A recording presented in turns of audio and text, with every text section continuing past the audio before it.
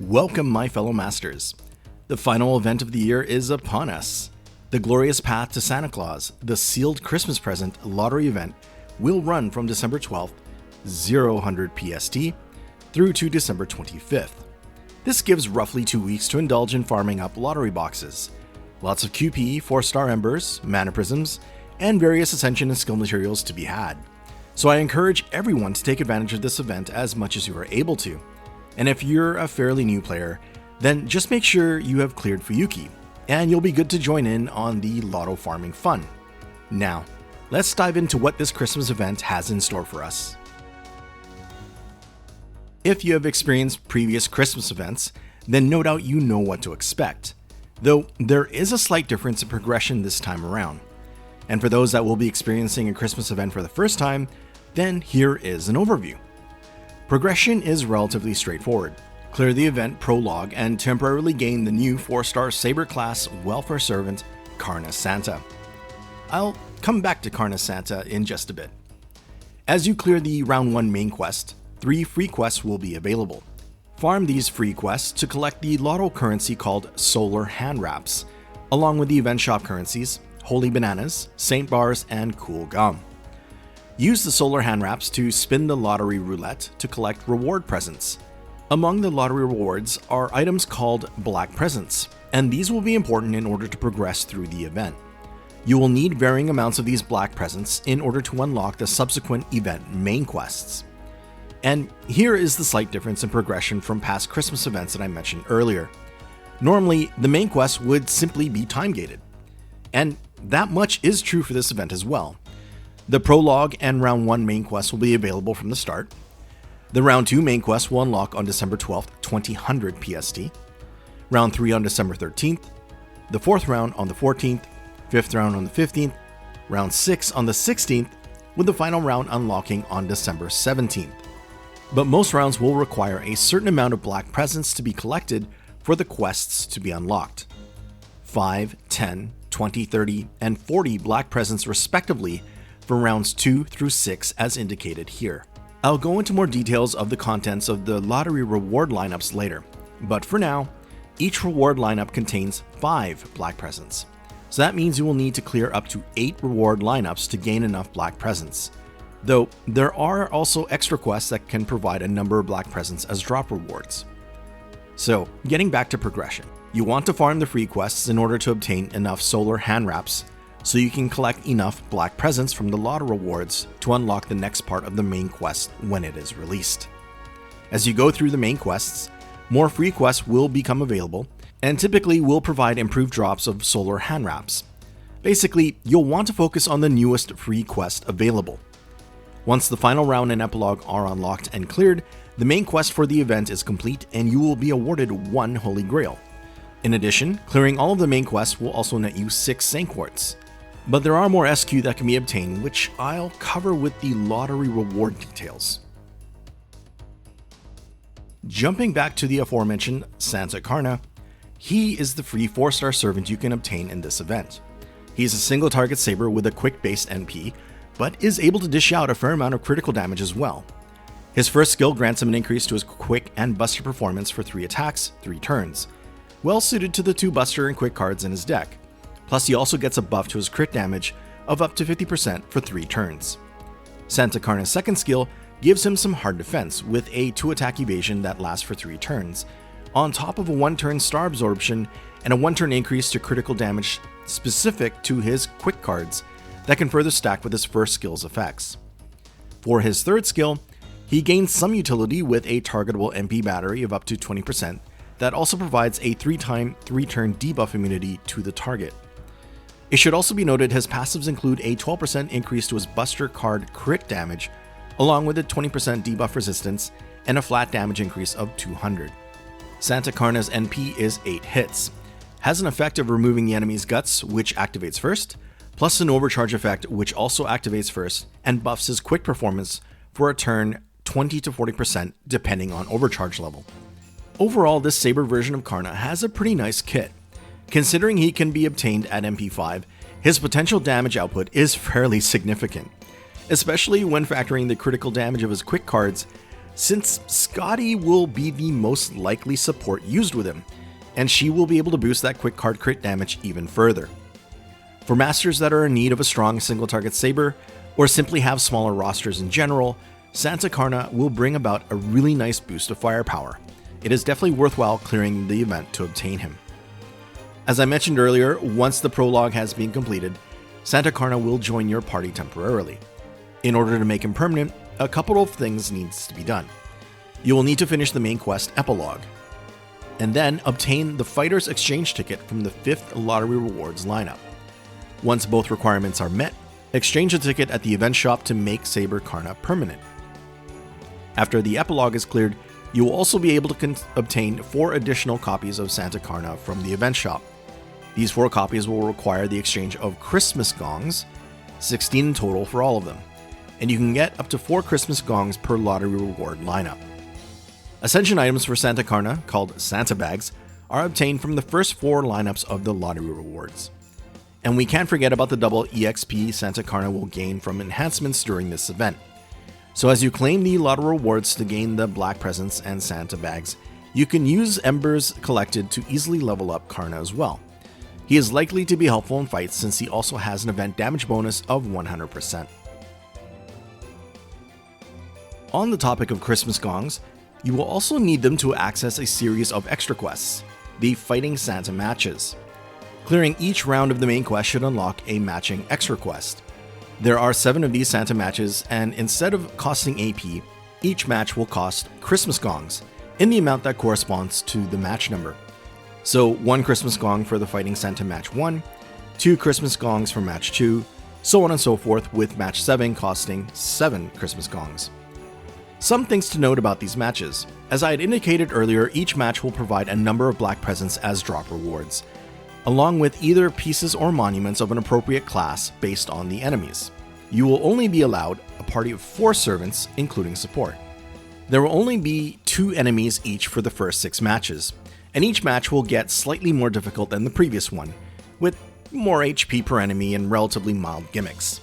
And I do mean mild gimmicks, as looking through them, there doesn't seem to be anything especially troublesome. Though on the 6th match, Rhinus will charge her NP to full at the start, and when used, can nullify their class disadvantage for 3 turns. The 7th match is the most difficult with 3 enemies: Heracles, Spartacus, and Super Orion. Quite the Chad lineup. Spartacus and Super Orion have 2 HP bars with gimmicks upon breaking the first bar, and all of them have starting gimmicks too. Herc will get a 3 times Guts, reviving with 50,000 HP, plus an on-Guts activation buff of increasing his party's critical chance for 3 turns.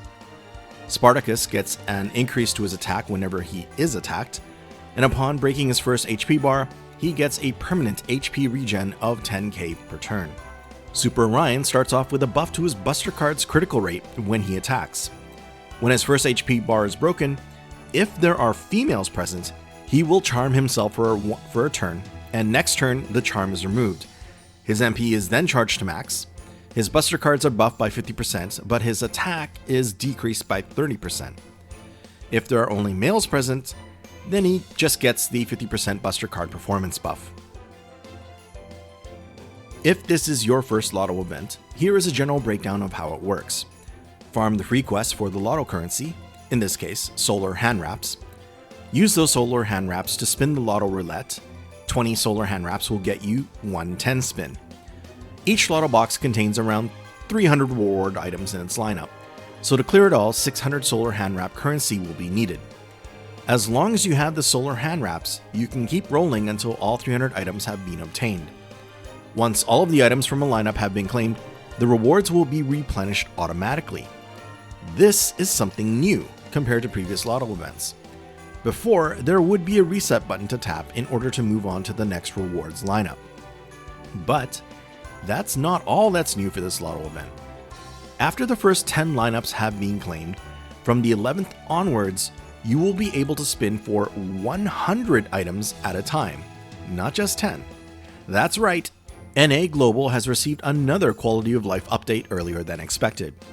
With this update, claiming Lotto rewards will become much less tedious, only requiring 3 taps of the spin button as opposed to 30 in order to clear a rewards lineup. Though, don't worry if you don't have enough Lotto currency for a full 100 spin. It will just spin for the maximum amount of items your currency on hand will allow for. Now, there is also a very nice side effect to note with this update. When Lotto rewards would be claimed with a spin of 10 items, sometimes there would be multiple embers in the spin, leading to a stack of 2 or 3 embers in the present box. Occasionally, you could get up to 4 embers in a stack, 5 or 6 if you were lucky. Veterans of the game would use the present box as additional storage, choosing to keep these stacks of 3 to 6 embers there, and only moving these single embers or stacks of 2 to their second archive and/or inventory. Now, with the ability to claim up to 100 items per spin, it will be easier for embers to stack in larger quantities. So instead of keeping stacks of 3 or more, instead it will be probably stacks of 10 or more, greatly increasing the overall amount of 4-star embers you can store from a lottery event. This is a great update. Claim Lotto rewards faster and store embers more effectively. Thanks, Lasengle. We already touched on a few items that can be obtained from the Lotto rewards, but there are tons more goodies to be had. So here's a closer look. The first 10 Lotto boxes, or reward lineups, contain one grand prize each as shown here. Rewards lineup 1 through 4 will have a Santa bag as a grand prize, the Ascension items needed for Saber Karna. Lineup number 5 grand prize is the Fighter's Exchange ticket, needed to make Saber Karna permanent. The 6th lineup grand prize is a Crystallized Lore, and the remaining lineups 7 to 10 will each provide an Attack Gold Foe. An equal amount of corresponding HP Gold Foes can be bought from the event shop. The first 10 reward lineups will also each provide 1 golden apple and 2 silver apples. Every reward lineup to the 20th will provide 4 Christmas Gong currency, 1 Christmas 2022 exchange ticket. These can be used to exchange for one of the following: a Tearstone of Blood, Divine Leyline Spiritron, or a Soundless Bell. 5 Black Presents, 2 Meteor Horseshoes, 2 Yggdrasil Seeds, 2 Void's Dust, and 3 Mystic Spinal Fluid. 1 Secret Gem for each of the 7 main classes, along with 2 Magic Gems and 2 regular gems for the 7 main classes. 25 4-star EXP cards, 15 3-star EXP cards, 3 Bronze Apples, 45 Mana Prisms, around 11,000 in-friend points or thereabouts, and over 4.4 million QP. From the 21st lineup onwards, the rewards remain largely the same, with the most notable thing being the absence of Black Presents. There is also a special rewards lineup that will unlock after all the main quests have been cleared. It will not replenish indefinitely like the regular lineup, and will require the use of Black Presents to claim these special rewards. You can obtain another Crystallized Lore, 1 Summon Ticket, 63 SQ Fragments equaling 9 Saint Quartz, 1 Rare Prism, 5 additional Golden Apples, 10 of each of the following: Spirit Roots, Gallstones, Foreign God Hearts, Divine Wine, Skumo Mirrors, Eggs of Truth, Star Fragments, Fruits of Eternity, and Warhorse's Young Horns. Lastly, 39 5-star EXP cards. To claim them all, you will need 200 Black Presents in total. So in addition to clearing up to 20 Lotto reward lineups, completing all of the Santa match quests will be required to gain the necessary amount of Black Presents. So under the notion of accumulating as much solar hand-wrapped Lotto currency as possible, let's go over an important event craft essence that provides a drop bonus for them: Cherry Icicle. This 5-star craft essence features a lovely winter-themed depiction of one of my favorite soccer faces, Parvati. Its normal effects provides an increase to quick performance by 5%, an NP damage increase of 10%, and a starting NP charge of 30%. If max limit broken, those increases become 8% to quick performance, 15% to NP damage, and a 50% starting charge. More importantly, for this Christmas event, it provides a +1 drop to solar hand wraps, and an MLB copy provides a +2 drop. 4 copies of Cherry Icicle will be available for purchase from the event shop. You will want to buy all 4 copies as quickly as possible in order to increase the amount of solar hand wrap currency you will get with each farming run. To get more copies of Cherry Icicle, you will need to rely on some luck, as it will be a random drop reward that is possible from any of the free quests that cost AP. The really nice thing about the CE is its starting NP charge and increased NP damage will be quite useful for farming this event. It should be relatively easier to make effective farming teams with Cherry Icicle, especially if you're able to MLB a copy and perhaps even leverage the quick performance effect it has. And when the event is finished, the CE's normal effects are still quite useful and can be really beneficial for those that may not have effective CEs with a starting NP charge. To further aid in your farming, there are also a select number of servants that have an event damage bonus. Santa Claus and the brand new SSR Lancer Vritra will have a 100% damage bonus along with a 50% bonus to bond gain. As you would expect, the past Christmas event servants, like the most recent Santa Nightingale, all get a 50% damage bonus. Plus a few other servants that are either closely related to Karna or have a significant role in the event's story. There is also a group likely having a smaller role in the story, or is theme related in some way, and they get a more modest 30% bonus to damage. The servants under 50% and 30% bonus also all get a 20% bonus to bond gained as well. So if you have any of these servants, then with all the farming involved in this event, it's a good opportunity to gain some bond levels for them, and possibly SQ along with it. Our ever-reliable Kolheim Mash is the lone exception, where she provides a party-wide 5% bonus to bond, excluding herself of course. Now for the free quests. Generally speaking, for the first week you simply want to farm the newest free quest that is available, and you probably want to hold off on heavy apple usage until around the round 6 main quest is unlocked. Initially, there will be 3 free quests you can access: the 30 AP Novice, the 35 AP Intermediate, and the 40 AP Advanced. Use these free quests to start to accumulate solar hand wraps in preparation for the round 2 main quests. Among the 3, the Advanced free quest provides the most LOTTO currency drops. Data from the JP server indicate an average of 25.1 solar hand wraps per run, no bonuses included. If you're looking to also build up shop currency to buy those copies of Cherry Icicle, the Advanced quest provides the best drops for Holy Bananas, with some secondary drops of Cool Gum. The Intermediate quest provides the most Saint Bar shop currency drops, with secondary drops of Holy Bananas. And among the 3, the Novice quest provides the most Cool Gum drops, along with some Saint Bars as well. After the round 2 main quest is cleared, you will have access to the Flyweight free quests, an all Berserker node with a standard 333 enemy format. Solar hand wrap drops should average around 26.1 with no CE bonus. Plus, all 3 shop currencies drop here in roughly equal amounts, so don't bother with any of the first 3 free quests anymore. The Bantamweight free quest will open up when you clear round 3 main quest, a standard 333 node with all Saber enemies. Average drops for LOTTO currency is around 32.4, so once you gain access to this free quest, then leave the previous Flyweight node behind. Also of note is this Bantamweight quest provides the most amount of Cool Gum drops among all of the 3 quests, with a non-bonus average of 36.9 per run. Round 4 will bring about the Featherweight free quest, an all-caster node with a standard format.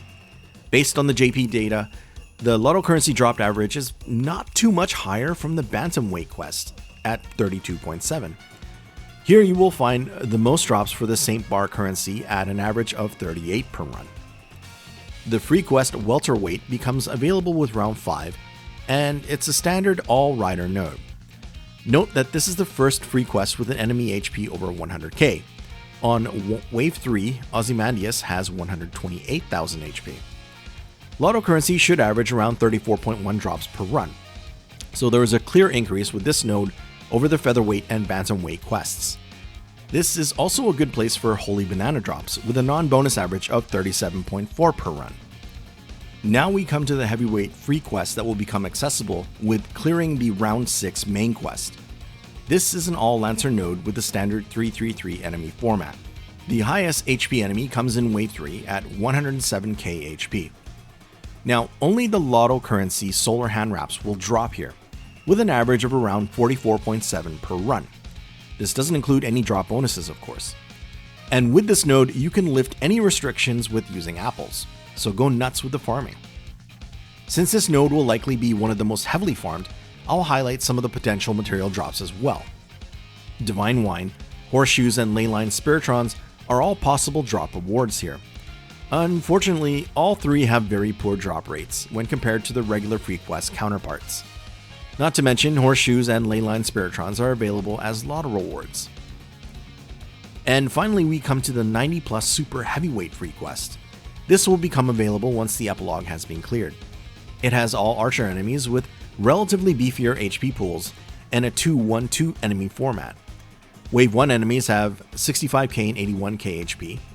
The Wave 2 lone enemy has 112,000 HP. And the last two enemies in Wave 3 have 75,000 and 176,000 HP respectively. As for LOTTO currency drops, it was found to average around 44.7 per run, the same as what was found for the heavyweight node. So why bother with the super heavyweight quest then? Well, with this quest, all three event shop currencies drop in roughly equal and decent amounts. So this particular node provides the most efficient way to accumulate all of the currency you need for this event. As for potential material drops, foreign god hearts, leyline spiritrons, and night metals are possible drop awards, though none of them have an advantageous drop rate. However, the drop rate here for foreign god hearts is not too far off from its regular free quest counterpart, so at least that's something. What most will probably do is farm the 90 plus super heavyweight node until their shop currency needs are all met. Then switch back to the more NP refund looping friendly heavyweight free quests to continue their accumulation of LOTTO currency. But for newer players and those with smaller rosters, just try to focus on the highest level free quests you can comfortably farm in a reasonable amount of turns. No sense spending 10 plus turns trying to clear the super heavyweight quest if you can do the heavyweight or welterweight in 4 or 5 turns. There is one last free quest to go over, the Boxing Festival node. This will be available after round 1 has been cleared, but costs Christmas gongs instead of AP. And the only notable currency drop here are holy bananas, and that's it. If you have an excess of Christmas gongs, then this provides a way to accumulate holy bananas en masse, averaging around 71. Provided you have enough Christmas gongs, it should be relatively easy to farm, as it's a standard format and archer node with fairly low HP enemies. But keep in mind that Christmas gongs themselves can be sold at the end of the event for 500,000 QP each. So personally, I would just do the first clear of this free quest to gain the summon ticket and leave it at that. Perhaps overshadowed by the lottery rewards, the event shop has plenty of goodies as well. And to purchase them, you will need the aforementioned shop currencies, Holy Bananas, Saint Bars, and Cool Gum. Here is a look at the items available for purchase with Cool Gum. For Ascension and Skill materials, there are 20 Serpent Jewels, 30 Stakes, and 30 Evil Bones. The event notification also indicated small bells of absolution, so I'll guess 20 of those. Also of note is the 3-star command code Tragic Dragonkin Who Knew Not of Love. Wow, that's quite the title. It will poison the enemy for 3 turns when attacking, along with providing an increase of 5% to crit damage to the engraved card. A pretty nice command code in general. To purchase everything shown here, you will need 2,700 Cool Gum, but that doesn't include the Bells of Absolution, so to be safe, maybe add another 400 Cool Gum to that. For Saint Bar items, of note there are 10 Scarabs, 20 Eternal Ice, and 30 Dragon Fangs. Plus the 4-star command code Staff of the Dragon Holy Maiden, which provides a more niche effect of a 30% increase to critical damage against a dragon trait enemy, but only if engraved on a buster card. No doubt well suited to servants like Siegfried and Sigurd. 3,050 Saint Bars total are needed to buy everything here. Thirdly, the items pictured here require Holy Bananas. For Ascension and Skill materials, there are 10 Dragon's Reverse Scales, 10 Reactor Cores, and 20 Silvery Crowns. And we can't forget the 5-star command code Hero of the Endowed. When engraved on a command card, it will provide 3 stars when attacking and heal for 200 HP. Decent enough effects for a servant that constantly needs crit stars, with the HP recovery a nice bonus, if not relatively small in the grand scheme of things. The total cost for everything here is 3,300 Holy Bananas. Then we have the items for purchase using the Christmas Gong special currency from the LOTTO rewards. You can get the 4 copies of Santa Carna here in order to raise his NP level to 5. Note that this will be unavailable until the main quest has been cleared. You can also get one of each color code opener, +2 code removers. Christmas gongs can also be traded for 500,000 QP at the end of the event. To buy everything here, you will need 30 Christmas gongs in total. To help make obtaining the regular shop currency easier, there are limited craft essences on rate up in the summoning banner. First up is the 5-star CE Twinkling Stars, featuring the Dioscuri twins looking very festive, preparing for what looks like a holiday feast. Twinkling Stars will provide a +1 drop to Holy Bananas, or +2 if max limit broken. It also has some nice regular effects, a 10% increase to Arts Performance and a 10% increase to MP Strength, plus providing 3 crit stars per turn. Then we have the 4-star CE Red Box, showing a very cool shot of Ashwatthama working out on a heavy bag with Jinako and Rama looking on, and Gajuna passing by in the far background, no doubt thinking he could destroy the heavy bag with but a simple look. Equipping this CE will provide a +1 drop to Saint Bars, or +2 if max limit broken. Its normal effects are pretty good, with all attack scaling, a Buster Performance increase of 10%, coupled with an 8% increase to critical damage. Lastly, we have the 3-star CE Freeze Frame, featuring an extremely stylish looking Georgios, so much so that you would think he was a fashion model photographer or something. This CE will provide a +1 drop to Cool Gum, or +2 if max limit broken. It also provides a damage cut of 100 and a 3% Arts Performance buff. When you clear the round 1 main quest, you will obtain 1 copy of Freeze Frame as a reward. It's also possible to gain this CE through the Front Point Gacha. However, do note the odds of summoning this specific craft essence is extremely low. And now for the Christmas 2022 summoning banner, and the final brand new SSR Servant of the Year, the Lancer Vritra. She has an AoE MP that is arts based, and she can be quite the capable looper. For her skills, Vritra has a 3-turn arts buff that also increases the crit star absorption of her 2 arts cards for 1 turn.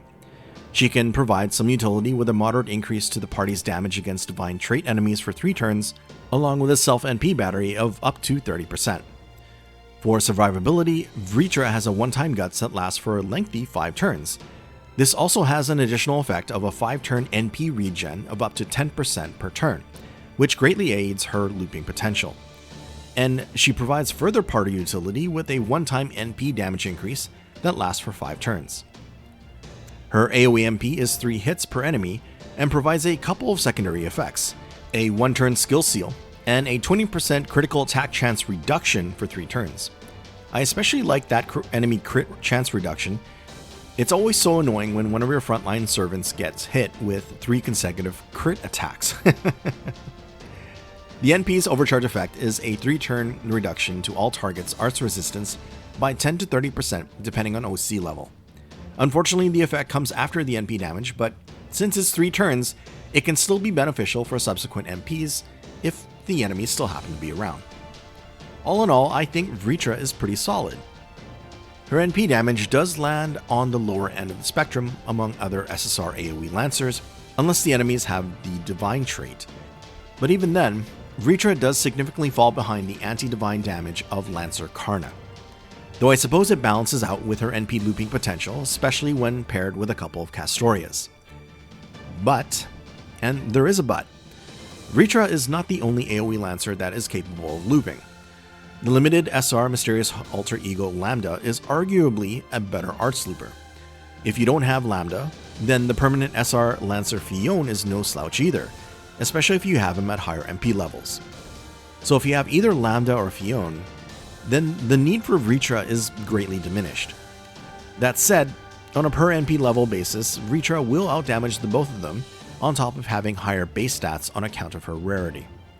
However, even if you don't have Fion or Lambda, it may be best to wait. Lots of good servants just over the horizon, and Vritra will be added to the permanent summoning pool once this event has ended, which also means she will also be available during the annual Valentine's banner every February. So no need to worry about missing out right now if you're trying to save quartz. But if she's waifu for you, then all the best on your rolls. Oh, one more thing to note about Vritra. She will not be an option for the free special SSR summon that comes with the 6th anniversary in July. I believe I missed her when I spoke about this in a previous video. There are 2 SRs on raid up alongside Vritra, one being the limited 4-star single target ruler, Summer Martha. I know, if you're a fan of Martha, then this banner may be quite tempting just on her account. She's a fun unit that has an NP battery of up to 30%, a conditional attack buff dependent on a waterside battlefield, a self-heal with a one-time debuff immunity, and a very significant 1-turn damage increase of up to 100% against targets that are either demon, divine, or undead. Ruler Martha's NP is pretty straightforward, with the only additional effect being the overcharge, a 1-turn defense debuff that activates first.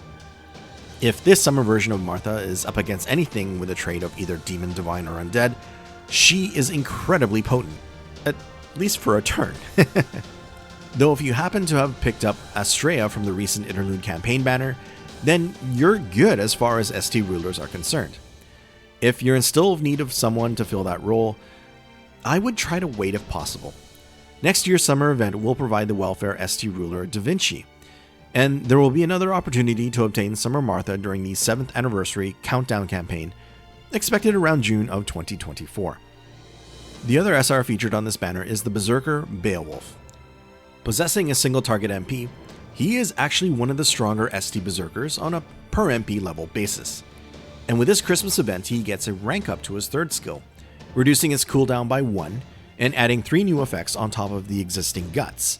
A crit damage buff of up to 50%, an increase to damage against dragon enemies, plus an increase to damage against giant enemies, both up to 50%, and all new effects lasting for 3 turns. With this rank up, Beowulf can dish out some serious burst damage via crits, when coupled with his 2nd skill Star Absorb and 1-turn crit buff. And his already potent NP gets even stronger when up against dragon or giant enemies, very fitting considering his lore. Though having said all that, I wouldn't recommend rolling for Beowulf specifically on this banner. He is permanent and can potentially pop up on nearly any given banner. Well, that covers what I wanted to go over for the Christmas 2022 lottery event. There will probably be a banner 2 after about a week from the start of the event. And if it follows JP, then it will feature the SSRs Arjuna and Karna, plus the SR Parvati, all servants that are permanent with future banners. In Arjuna and Karna's case, the Chaldea Boys banner every March, and in Parvati's case, sometime around June or July of 2024. So this banner 2 can be safely skipped unless you really want one of these servants. If the banner turns out to be different, then I may make a supplementary video depending on who's on it. I hope this event information was helpful in some way, and that your lotto farming goes well. Please let me know in the comments how many lotto boxes you will be targeting this time around. For me, I'm probably going for my usual 300, but I kind of want to try for more. But we'll see. I'll probably post some farming team examples as the free quests unlock, or at the very least for the heavyweight and super heavyweight nodes. Following this will be my Vritra rules, so I hope those go well. If you enjoyed this video or found it helpful in some way, please hit that like button, as it really helps out the channel. Thank you for watching, and until the next one, enjoy the event. Cheers all!